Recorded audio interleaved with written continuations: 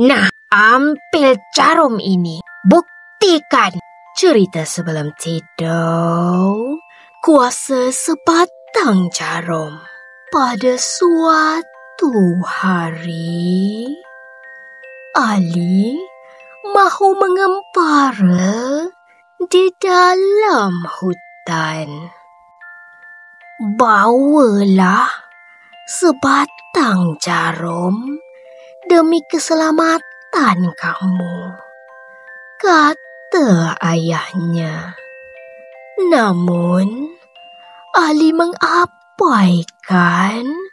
nasihat itu. Setelah 3 hari mengembara, dia ditahan oleh sekumpulan penjahat.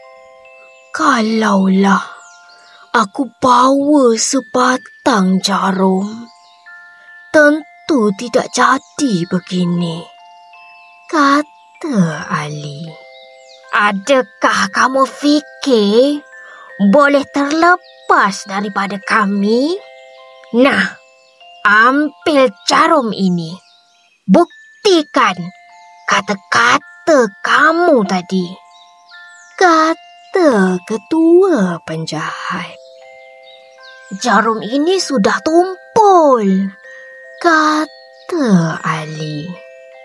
Buktikan jarum itu benar-benar tumpul, kata ketua penjahat itu lagi.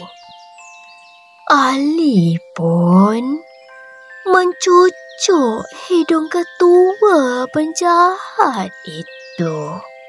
Ketua penjahat menjerit kesakitan. Lalu pistolnya terjatuh.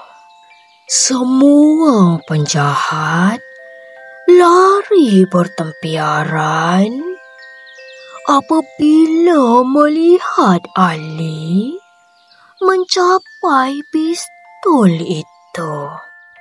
Tiba di rumah, Ali menceritakan